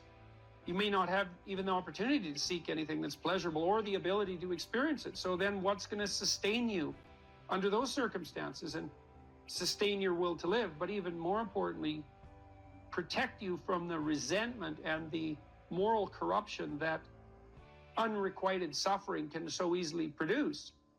And the answer to that is not happiness, but something like meaning. And then you might ask yourself, well, where is meaning to be found? And the answer seems to be primarily through the voluntary adoption of responsibility. You know, so people find meaning in the love they have for their partner and their decision to care for someone else as well or better than they would care for themselves. They find meaning in that, and it can sustain itself across many, many decades, for better or for worse. That's no joke, that phrase. They find meaning in the relationship they establish with their children, assuming they take the responsibility for that relationship. They find meaning in their friendships. They find meaning in their business associations, their civic engagement. You know, people moralize at, older people moralize at younger people and say, well, you should accept your responsibility. You should shoulder your duty. And that's true, but it isn't exactly that you should do it because you should do it, even though you should. It's that there isn't anything better that you can possibly do. Like, you have to justify yourself to yourself. You have to justify yourself to yourself because of your inadequacies and your failure and your error and your propensity to repeat errors that you know you shouldn't repeat, your sinful nature. You have to atone for that. And then you have to justify your life to yourself because it's characterized by death and suffering. And so you need something worthwhile to do. And, well, then you might say, well, there's nothing worthwhile to do. It's well, you're probably not really in any position to make that judgment, you know, until you've gone all in at least one thing. At least one thing. Because, like, who the hell are you? You're 16, you're cynical and nihilistic. It's like, you're not wise. You're not a philosopher. You don't know anything. And thank God, right? Because you don't even want to think you know anything because you're bloody miserable and you're suffering. And so if you're also right, well, then you're doomed. So you better bloody well pray that your cynicism and nihilism, unearned though it may be, is based on a fundamental falsehood. And it is. You can find deep significance in your life, and you find it essentially through the decision to voluntarily bear your suffering and to trudge uphill nonetheless. And there's something heroic about that in the most fundamental sense. And that heroism is something so deeply meaningful that it, in some sense, triumphs over even death. And so as you move forward through life, you mature, you start by developing responsibility for yourself, your friends, your roommates, then you take on a partner, and you have a family, and you expand the domain of responsibility and generosity, and you want to expand that. Who knows how much you can expand that? You know, you could be a credit to the nation. Well, there's an aim. Why don't you aim to be like credit to the nation by the time you're 50? Because what, you got something better to do than that? And the answer to that's no. And, you know, what are you going to do? You're going to pursue endless one-night stands. You're going to bury yourself nose deep in cocaine. You're going to become an alcoholic. You're going to pursue that tinsely, trashy hedonism that is nothing but destructive and generates nothing but self-contempt, and then bitterness, then misery, then vengefulness. It's like, that's why do that? I mean, it's easier in some sense, right? Although it's not, because it's rife with catastrophe and suffering. So it's way better to take on, to envision yourself as, that's the cross image fundamentally, right? The pathway to redemption is to bear your cross up the hill voluntarily. It's a hell of a thing to ask, right? Because you have to accept the fundamental limits of your mortal vulnerability. And you have to say to yourself, I will do good nonetheless. Right? And that's not obedience. That's not naivete. That's a cold decision, man. So everyone great makes that decision. So make that decision, because maybe you're great.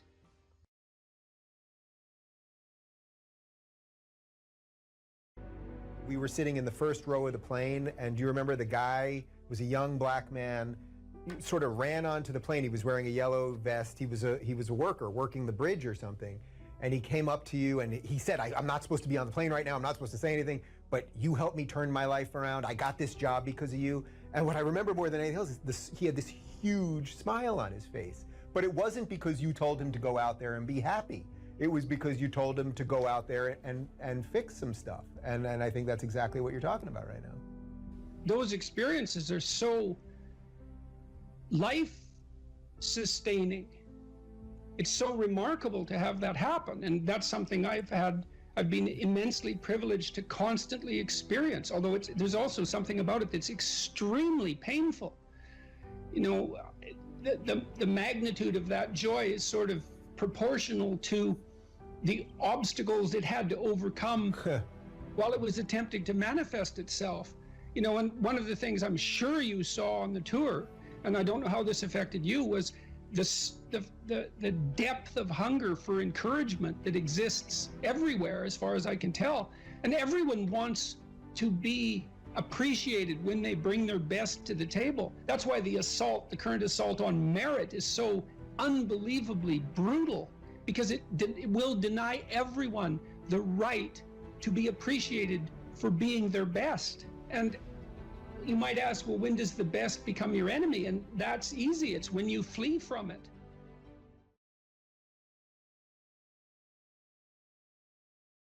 Every time you learn something, you learn because something you did didn't work. And that exposes you to the part of the world that you don't understand.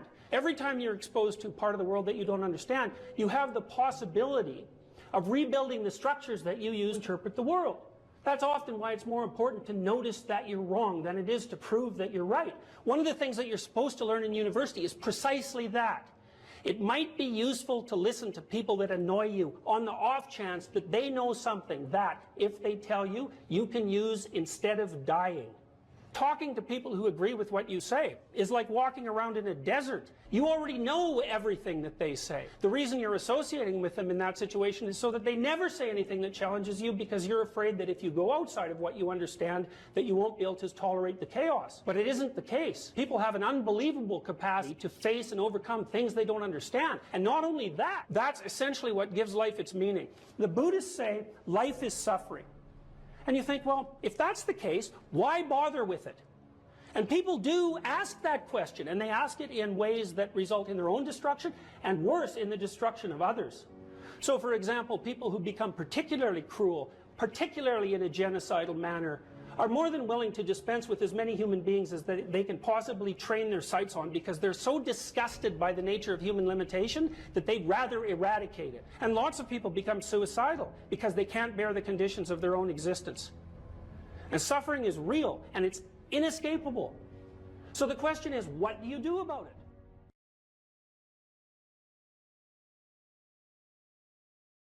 In order to have any positive meaning in your life, you have to have identified a goal, and you have to be working towards it. And there is a technical reason for that. And the technical reason, as far as I can tell, is that the circuitry that produces the kind of positive emotion that people really like is only activated when you notice that when you're proceeding towards a goal that you value.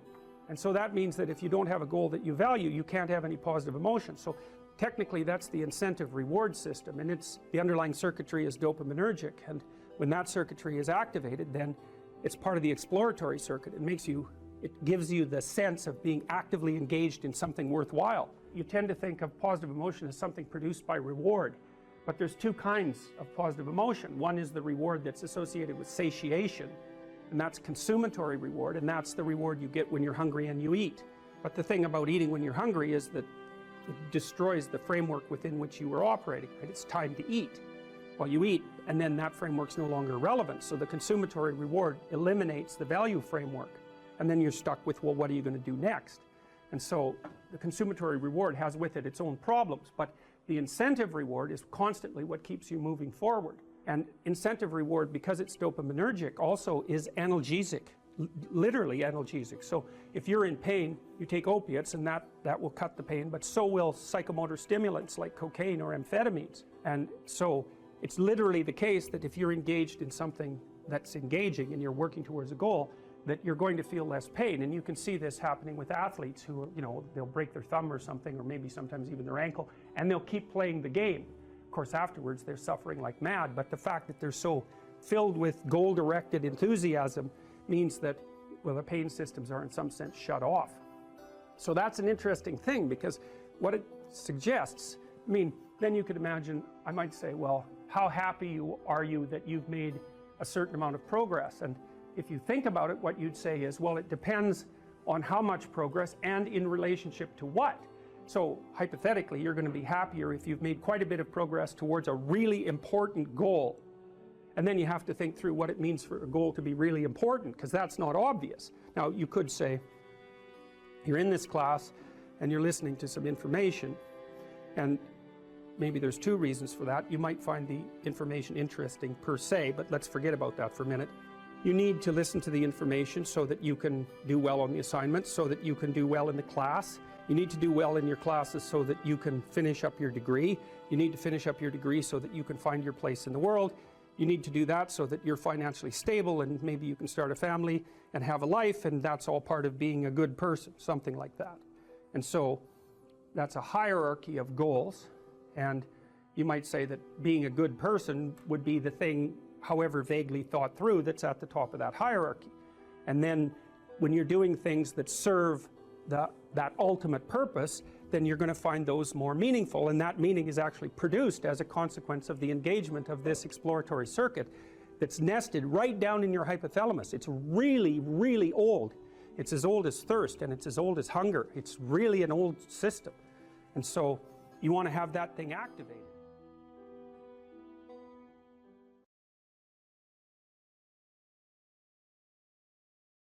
If you're going to be a fighter, you have to want to win. And you have to want to hurt people. Not for the sake of hurting them. That's what makes you different than an evil person. But you have to have that capacity. You have to develop that. And that's the step on the way to enlightenment, weirdly enough, because that isn't what people think. People have been fed this diet of pablum, rights and impulsive freedom for so long. There's just an absolute starvation for the other side of the story. There are no rights, technically speaking, without responsibilities. And all we've had for 60 years is a dialogue about rights. Well, that leaves a hole on the other side of the story. And it's a hole that's in people's hearts, essentially. Because responsibility, well, perhaps that's not more important than rights. Like I said, they're part and parcel of the same formula. But it's in responsibility that most people find the meaning that sustains them through life. It's not in happiness. It's not in impulsive pleasure. Those things blow away at the first ill wind. But to adopt the responsibility for your own well-being and to try to put your family together and to try to serve your community and to try to seek for eternal truths and to live them. That's the sort of thing that can ground you in your life enough so that you can withstand the difficulty of life. And when you tell people that, especially when you include yourself in the audience, let's say, and you're not finger waving from above, then everyone knows that it's true. There's been this attempt to identify masculine competence and power, let's say, but mostly competence with tyranny, and that's very, very hard on young men. It's also hard on young women, for that matter, but it's very helpful for people to hear that they should make themselves competent and dangerous and take their proper place in the world, because it's the alternative to being weak. And weak is not good. The people who shoot up the high schools, they're weak. They're weak. And life is a very difficult process, and you're not prepared for it unless you have the capacity to be dangerous. That doesn't mean that you should be cruel. It doesn't mean any of that. There's a statement in the New Testament, the meek shall inherit the earth. But the meek isn't well translated. It means something more like, those who have swords and know how to use them but keep them sheathed will inherit the world. That's a way better way of thinking about it. You have to be powerful and formidable and then peaceful, in that order, right? And that's not the same as being naive and weak and harmless, which is what young men are being encouraged to be. It's like, that's a very bad idea. It's a very bad idea, because naive, weak, and harmless means that you can't withstand the tragedies of life. You can't bear any responsibility. You'll end up bitter. And when you get bitter, then you get dangerous. You don't treat adult men as if they're infants.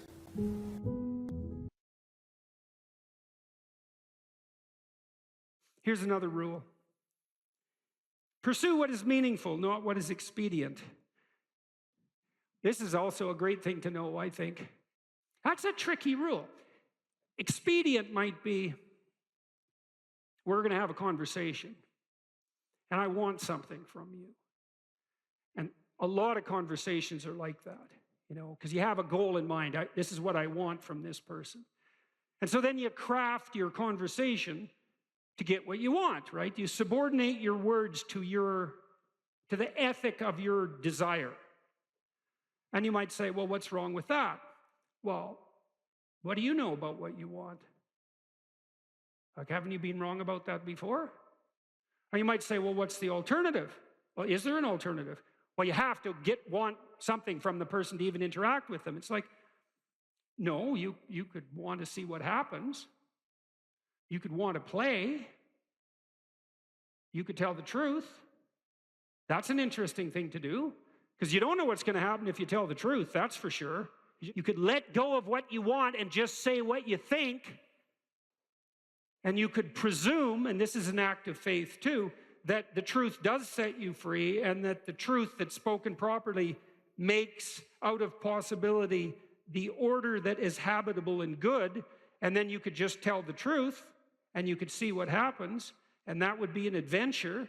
And that's better than expediency, partly because maybe you're wrong about what you want. And you know that because you're kind of narrow and maybe narrowly self-serving from time to time, and your purview of the world isn't as wide as it could be, and you're a bit bitter, so you tend to be that narrowly selfish because of that. And so you want something from a conversation, and you bend and twist it to get it. It's like, fine, but maybe you'll get something you don't want. Or worse, you'll get something that's positively bad for you. That happens a lot. And so part of the reason there's a deep moral injunction to tell the truth in a religious sense is because there's a hypothesis behind that, which is there isn't anything better that can happen to you than what will happen to you if you tell the truth. Now, that might be hidden from you, because sometimes if you tell the truth, and I don't mean to blurt everything out carelessly, like this is a sophisticated thing to do. It's not careless. It doesn't mean just say any old thing that pops into your head. You have to be judicious with the truth.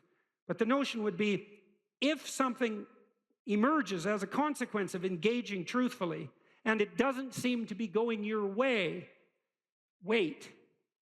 There's more to the story to unfold, because how do you know if it goes your way or not? Over what time span are you calculating this? Because sometimes things can go pretty badly initially and then much better as they progress. And lots of times the truth has that effect, because you you reveal something that's maybe disturbing or shocking even to yourself and to others, and it causes waves, especially if it's a deep truth, and that destabilizes everything. It's like, yeah, but maybe that's preferable to a false peace. You can't find out if it's true without doing it. You're not going to gather the evidence beforehand. So that's the true side of it.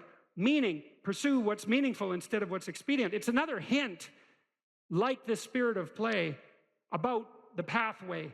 The yin and yang symbol, you know, the famous symbol, it's two serpents, one black, one white, head to tail. Inside the black serpent, there's a white dot, and inside the white serpent, there's a black dot. And the representation is something like the world of your experience is made up of chaos and order. And order is where you are when things are going according to what you want. And chaos is everything that can come in and disrupt that. And both of those can be positive and negative. Too much order, tyranny, right? Too much chaos, nihilistic uncertainty. Optimized balance. So let's think about what the optimized balance would mean. You have a structure of perception and conception that you inhabit. It's orderly, reasonably orderly. Orderly enough so that when you inhabit it, most of the time things are going the way you want them to go. But things change and shift, and you don't know everything you should know. So you can't just stay where you are with a good thing. You have to expand. And as you expand, you move out of the domain of order into the domain of chaos, or out of the domain of actuality into the domain of possibility. And then you might think, well, how do you know when you're doing that optimally? Well, one marker, as I said before, maybe that you do it in the spirit of play. But another is, and this is so much worth knowing, things get meaningful. You know, people ask, does life have any meaning? It's like, why is anything worth doing if in 4 billion years the sun is going to envelop the earth? And the answer to that question is, that's a stupid question.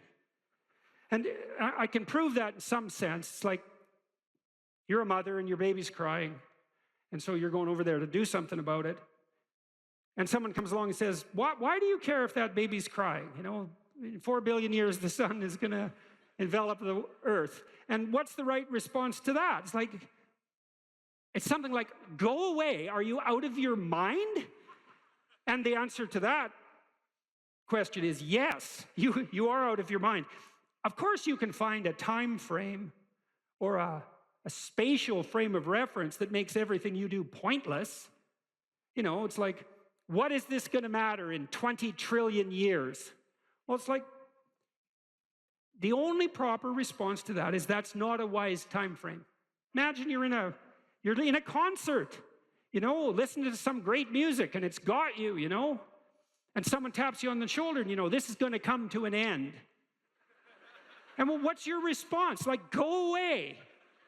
And that's the right response to that voice in your head that does those things to you, which says, you know, you're engaged in something, and a nihilistic thought comes out. Well, what's the point of this, given, you know, how unbearable the world is in the current political situation, and the fact that we're inhabiting some ball of dust on the edge of some fringe part of the cosmos, and that everything's dead and material. It's like, get thee behind me, Satan, right? Really. It's not a mark of wisdom.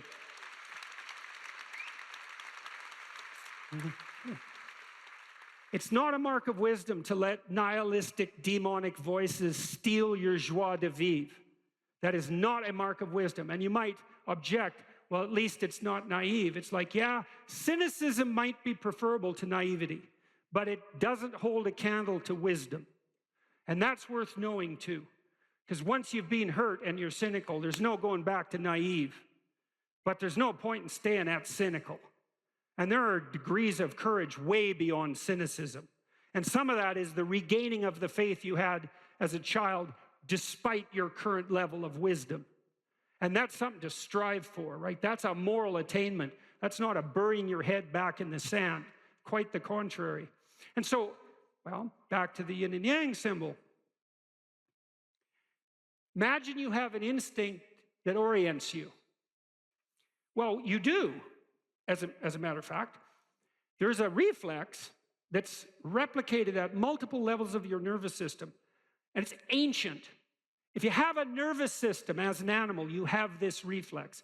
And the reflex is something like surprise. You know, if I walk across the stage and I hear a loud noise behind me, I might go like this. And that would be automatic because I'm gripped by unconscious systems. And what's happening is some chaos has emerged and it stops me in my tracks because something unexpected happened. My current plan is incomplete. And then I'll turn and orient towards the place of the disturbance. And that's the beginning of exploratory behavior. And then I might run away, which might make me safe, or I might cautiously investigate, in which case I can find out what caused the disturbance, maybe rectify it, and maybe update my plan so that that sort of thing doesn't happen again. That's a better approach.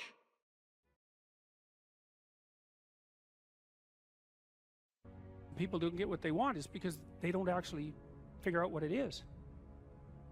And the probability that you're going to get what would be good for you, let's say, which would even be better than what you want, right? Because, you know, you might be wrong about what you want easily. But maybe you could get what would really be good for you. Well, why don't you? Well, because you don't try. You don't think, okay, here's what I would like if I could have it. And I don't mean in a way that you manipulate the world to force it to deliver you goods for status or something like that. That isn't what I mean. I mean something like, imagine that you were taking care of yourself like you were someone you actually cared for. And then you thought, okay, I'm caring for this person. I would like things to go as well for them as possible. What would their life have to be like in order for that to be the case? Well, people don't do that. They don't sit down and think, all right, you know, let's figure it out. You've got a life. It's hard, obviously. It's like 3 years from now, you can have what you need. You got to be careful about it. You can't have everything. You can have what would be good for you, but you have to figure out what it is, and then you have to aim at it. Well, my experience with people has been is if they figure out what it is that would be good for them, and then they aim at it, then they get it. And it's strange because they don't it's a strange thing. It's not quite that simple because, you know, you may formulate an idea about what would be good for you, and then you take 10 steps towards that, and you find out that your formulation was a bit off, and so you have to reformulate your goal. You know, so you're kind of going like this as you move towards the goal. But a huge part of the reason that people fail is because they don't ever set up the criteria for success. And so, since success is a very narrow line and very unlikely, the probability that you're going to stumble on it randomly is 0. And so there's a proposition here, and the proposition is, if you actually want something, you can have it. Now, the question then would be, well, what do you mean by actually want? And the answer is that you reorient your life in every possible way to make the probability that that will occur as certain as possible. And that's a sacrificial idea, right? It's like, you don't get everything. Obviously.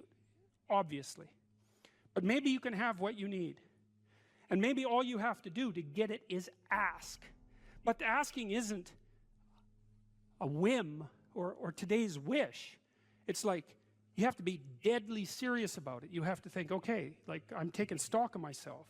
And if I was going to live properly in the world, and I was going to set myself up such that being would justify itself in my estimation, and I don't mean as a harsh judge, exactly what is it that I would aim at? Sit on your bed one day and ask yourself, what remarkably stupid things am I doing on a regular basis to absolutely screw up my life? And if you actually ask that question, but you have to want to know the answer, right? Because that's actually what asking the question means. It doesn't mean just mouthing the words. It means you have to decide that you want to know. You'll figure that's out so fast it'll make your hair curl.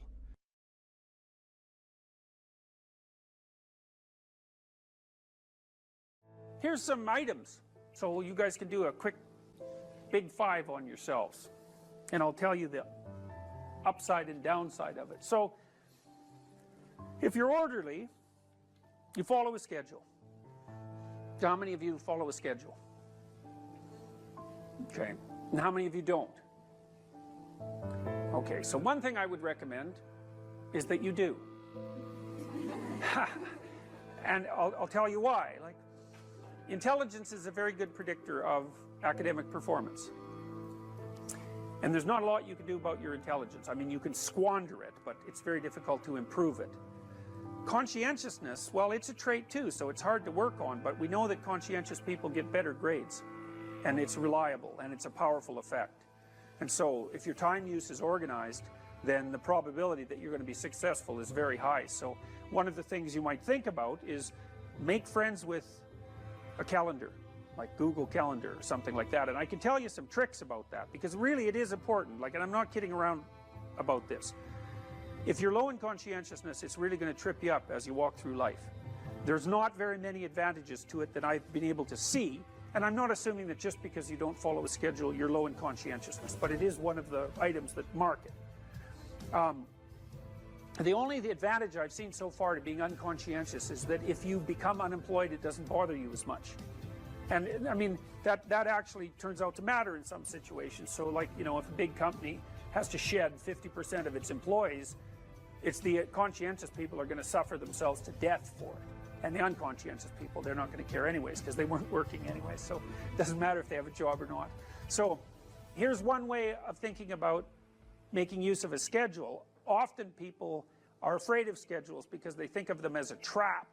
You know, you make a schedule and it's like this little prison that you have to live inside, and you know, and all you're doing in your schedule is putting down things you have to do or should do, and so, you know, there's not a lot of fun in that. And so not only is it a trap or a prison, but it's kind of an unpleasant one. But a way to work with the schedule in a lot more sophisticated way is to think, well, I'm going to plan the next week, say, because you plan it day by day, but we'll take the week as the unit level of analysis and think, well, I'd like to plan a week I'd like to have.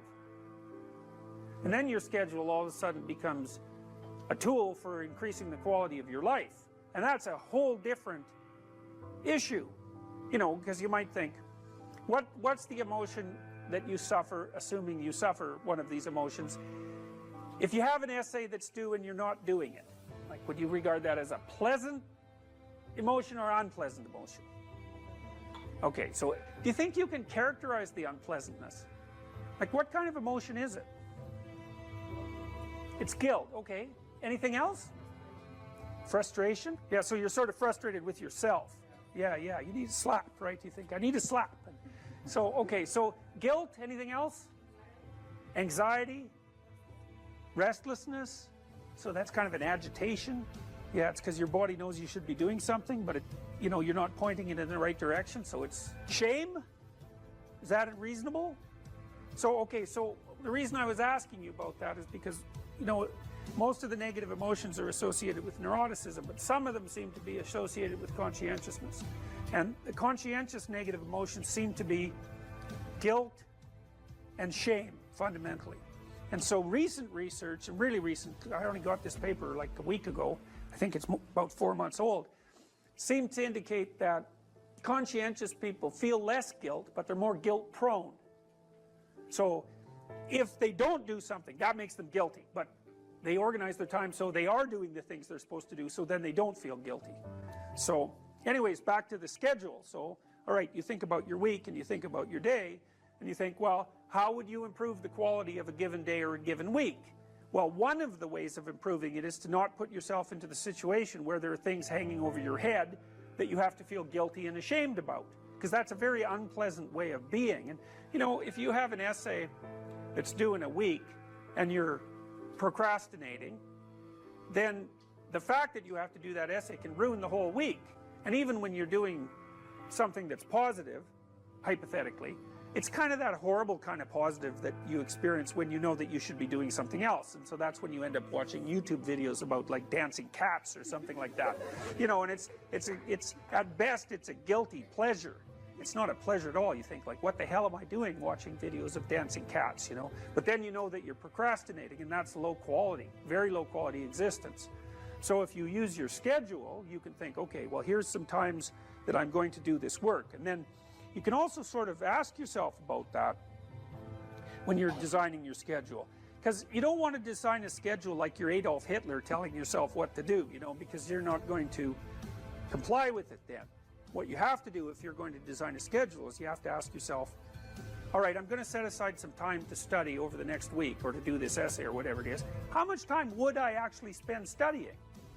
An hour or two a day might be a worthwhile thing to schedule in, and I would say don't schedule in more than that to begin with, because then you'll fail and then you'll stop using the schedule. And so the other thing you want to do is you want to schedule in things that you want to do, and then you want to look at the day or the week and you want to think, hey, that's a week I'd like to have. If I had a week like that, it would be good. You know, I'd be caught up so that all that negative emotion doesn't have to accrue. And I would have done a bunch of things that I'm interested in doing, and at the end of the week I'd be in better shape than I was at the beginning. And if you treat a schedule like that, so that what you're using it is to design the days and weeks that you want to have, instead of using it as this little, jail that you have to put yourself in that you're not going to do anyways, then you can learn to use them. And that's one thing you can do to make yourself more industrious, more conscientious.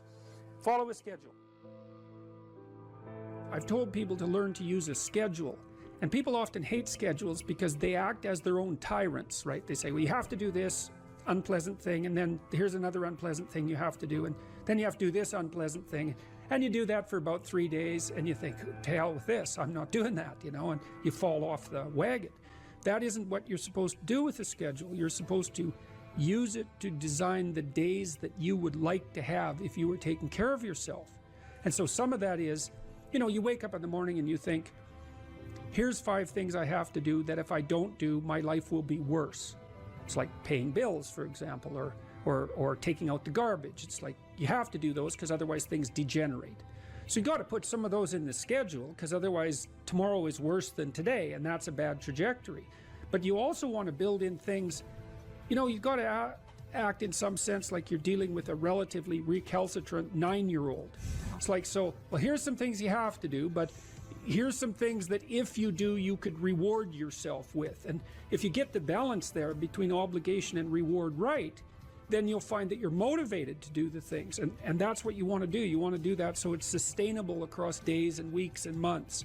And so you got to treat yourself like a good boss would treat a valued employee, and not like a tyrant would treat a slave, because the slave will rebel. And people say, well, I don't follow through on my plans. It's like, well, A, they're probably not very well formulated, and maybe you're doing them because of an external moral obligation or something. They're not really your plans, right?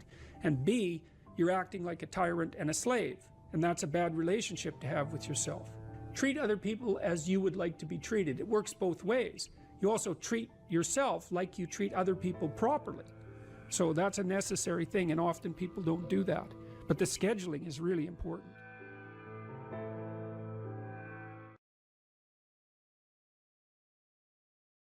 And I would say you don't just have to face the reality of unjust suffering and death in your life. You have to face the reality of hell. And you might say, well, I don't believe in hell. It's like, well, do you believe in Nazi Germany? Do you believe in the Stalinist Soviet Union or Maoist China or Cambodia? That's hell. And you can assess that more deeply. You could say, well, that's not even hell. That's not as precise a formulation of hell as you might be able to conceptualize. Hell is actually participation in the process that led to the establishment of those countries. And that's something that human beings do. And the fact that we do that is something we have to face. And maybe that's even worse than death. And I think you can make a case for that. I really do. I think there are things in life that are worse than death. There are things in life that are worse than unjust suffering and death. And the things that lead to hell are worse. And you might think, well, I don't have to worry about that. It's like, yeah, you do, as a matter of fact, because you're going to face those things too. And you're going to face that when you face your own malevolence, which you will, and you're going to face that when you face the malevolence of others, including the mob. And some of that's just death and tragedy, and some of it is something far darker and deeper than that. And so, yeah, you face that. And so that's kind of interesting. And then you might think, well, how should you face that? And that's where Tammy's story is relevant. It's like, well, so she went and swam with the sharks. And I wasn't very happy about that, because our life has been adventurous enough. I thought, do you really need to go swim with the sharks? And the answer seemed to be, well, that would be an adventure. And, I don't interfere with her when she's having an adventure. She's going to go have an adventure. It's far be it for me to interfere. And then she told me, you know, that you had to look the shark in the eye or it would think you're prey. Think, well, what do you have to look in the eye so you're not prey? And you know, human beings have been trying to figure that out for a long time because we're strange animals, because we're predators, but we're also prey. And so I guess at any moment you're sort of deciding, well, are you a predator? Are you the thing that's on top, or are you prey? And you're prey if you turn tail and run. And there's a psychological truth there, like a deep psychological truth. And it seems to be something like, if you practice forthright and voluntary exposure to that which terrifies and dismays you, it transforms you. And we really know this as psychologists. We even know there's more and more evidence suggesting, for example, that if you imagine you adopt this attitude of voluntary confrontation, that changes you psychophysiologically. So much of the biochemistry of motivation and emotion is transformed when you take a stressor which could be oppressive and paralyze you and cause you to withdraw, and you reverse that and you decide to advance.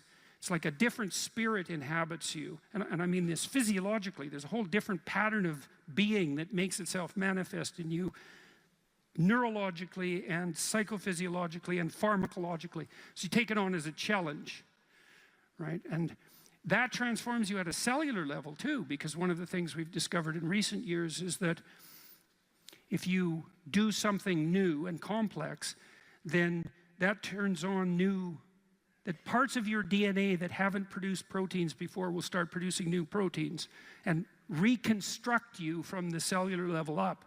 So it's a deep transformation. We have no idea how deep.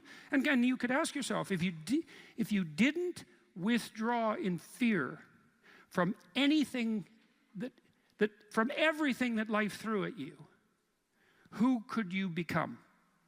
And I would say that's the central religious question in some real deep sense. You know, are more things thrown at us than we can manage?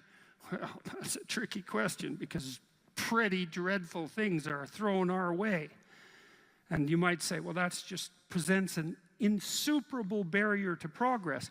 That's not very helpful, because you're alive, here you are, you got these problems to contend with, and if it's an impossible task, then how could you be anything but hopeless and desperate? But then you think, well, wait a second.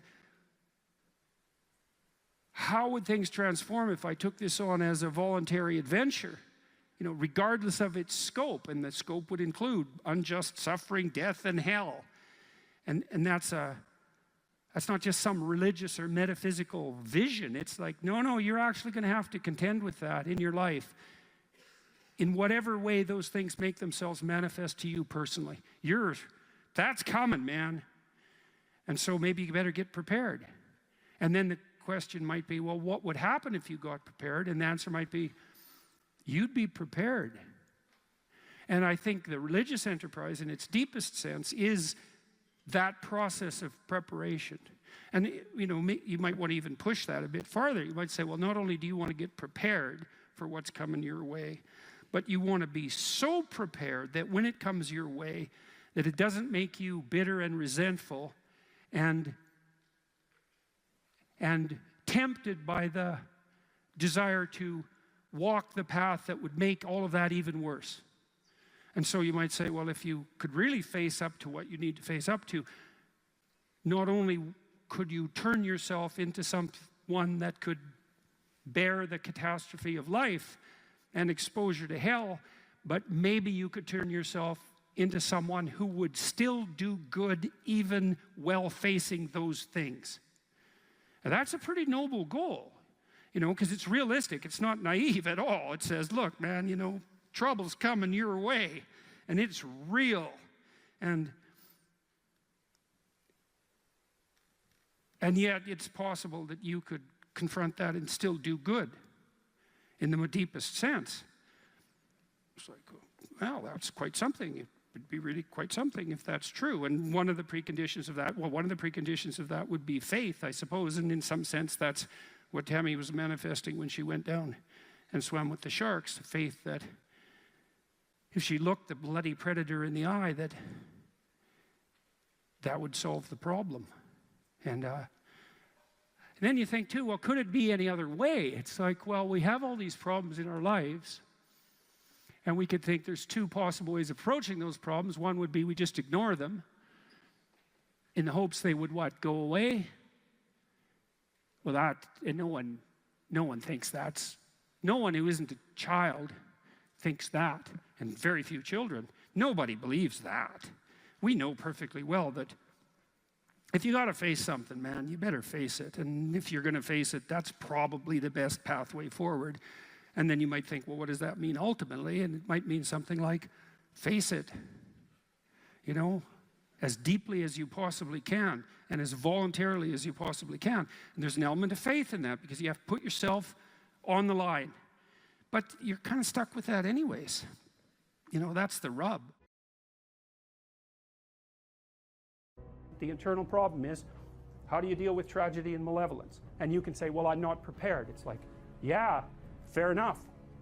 Unsurprising, especially if you were overprotected as a child. It's not a good idea to overprotect your kids because the snakes are going to come into the garden no matter what you do. And so then you, instead of trying to keep the damn snakes away, what you do is you arm your child with something that can help them chop them into pieces and make the world out of them.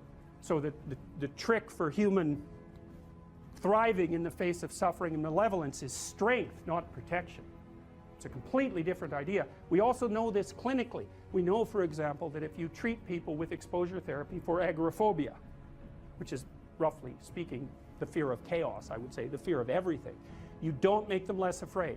You make them braver. It's not the same thing. Because with an agoraphobic, see, what happens to them is the fall. They never conceptualize death and suffering. They're naive. Right? It never enters the theater of their imagination, and it's because they're protected from it. But then something happens. This often happens to women in their 40s because they're the people most likely to develop agoraphobia.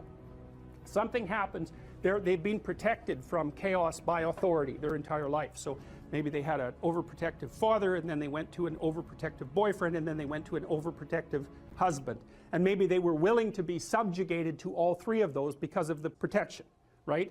So that's the bargain. They stay weak and dependent, and maybe they have to because that's the only way they can appeal to the person who's hyperprotective. But the price they pay for that is that they're not sufficiently competent.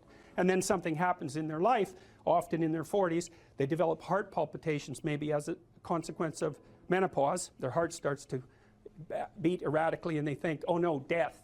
It's like, well, who are you going to talk to about that? Right? There's no protection from authority for that. Or maybe their friend gets divorced, or maybe their sister dies, or something like that. It brings up the specter of mortality, and maybe the specter of malevolence and mortality, and it brings it up in a way that authority, recourse to authority, cannot solve.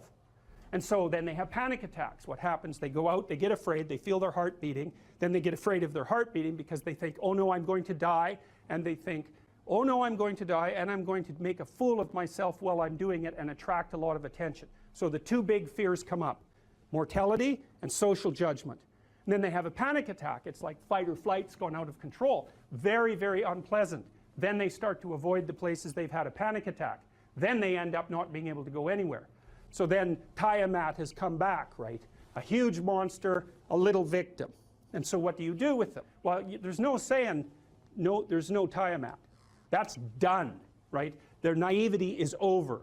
They've had a direct contact with the threat of mortality and social judgment. They've met the terrible mother and they've met the terrible father. And there's no going back. There's no saying, oh, the world is safe. It's not safe. Not at all. It's not safe. The fact that you think it's safe means that you were living in an unconscious bubble that was sort of provided to you by your culture. It's a gift. And now that's been shattered. And so now what do you do? Well, the answer is you retreat until you're in your house and there's nowhere you can go. You're the ultimate frozen rabbit, right? And your life is hell because you can't function. The alternative is, let's take apart the things you're afraid of. Let's expose you to them, you know, carefully and programmatically. And then you'll learn that you're actually tougher than you think. You never knew that. and maybe you didn't want to take on the responsibility because, you know, people play a role in their own demise, so to speak. When you had opportunity to go out and explore or withdraw because you were afraid, you chose to withdraw because you were afraid. So it's not only that you were overprotected often, it's that you were willing to take advantage of the fact that you were overprotected and run back there whenever you had the opportunity. You know, so maybe you're a kid in the playground, right, and you're having some trouble with other kids, and you know in the back of your mind, I should deal with this myself, but you go and tell your mom and get her to intervene. And you know that that's not right. You know that you're breaking the social contract, but it's easier, and so that's what you do. You run off to an authority figure and hide behind the Great Father, roughly speaking. Well, the problem with that is you don't learn how to do it yourself. So then you have to relearn it painfully when you're 40. So then you take people out, you say, well, what are you afraid of? Rank it from 1 to 10. So 10 is, we'll make a list of 10 things you're afraid of. The thing you're least afraid of we'll call number 10. So we'll start with that. Okay, well, I'm afraid of elevators. Okay, well, let's look at a picture of an elevator.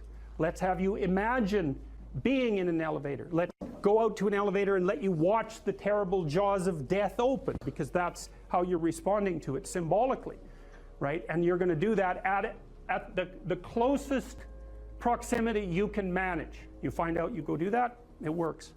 You're nervous as hell, especially from an anticipatory perspective, shaking.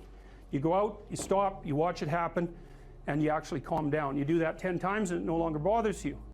Well, what you've learned that you didn't die, but more importantly than that, you've learned that you could withstand the threat of death. That's what you've learned. And then you move a little closer, and then you move a little closer, and then you move a little closer, and finally you're back in what's no longer the elevator from a symbolic perspective. It's a tomb, right? It's a place of enclosure and isolation.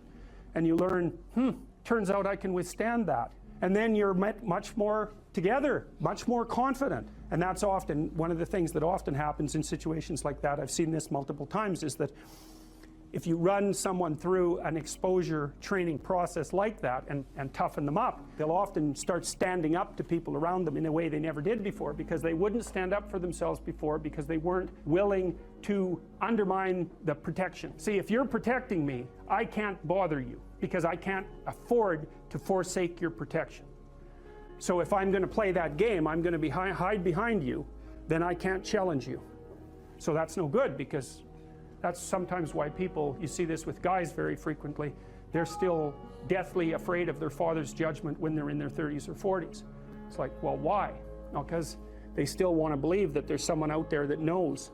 And so they're willing to accept the subjugation because it doesn't force them to challenge the idea that there's someone out there that knows. Because that's the advantage of having your father as a judge, right? Because he knows.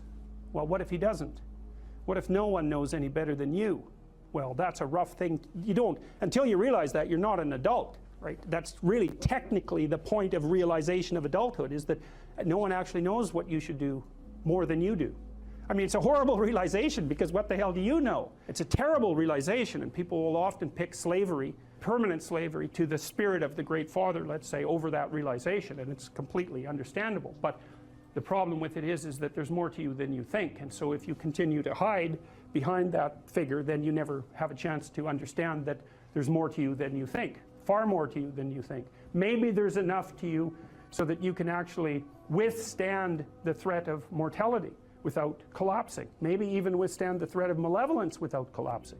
Who knows? It's certainly possible. And it's not an abstract question. It's exactly the sort of question that you address in the psychotherapeutic process. It's always the question that you address. And the answer is often in the affirmative, because people can get unbelievably tough. And you know that because people work in emergency wards in hospitals, right? Or they work in palliative care wards, or they work as mortuary assistants. I mean, these people have bloody rough jobs, you know, or they're on the front line of police investigation into, you know, heinous child abuse crimes, and so they're confronting malevolence on a regular basis. And, you know, those are very stressful jobs, but people do them. And some people do them without even being damaged by them, although that's a harder thing, because you can see horrible things, you know, things you'll never forget.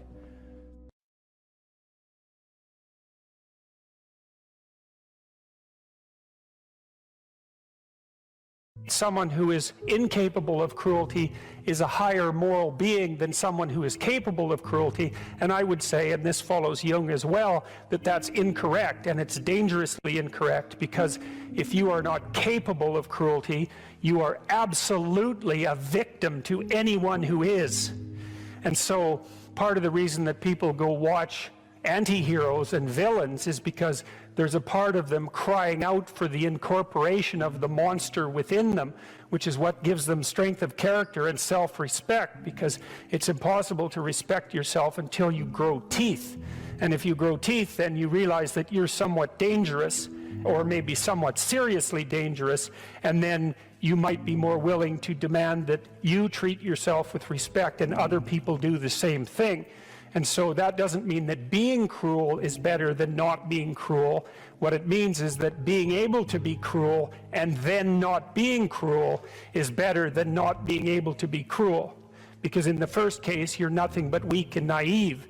And in the second case, you're dangerous, but you have it under control.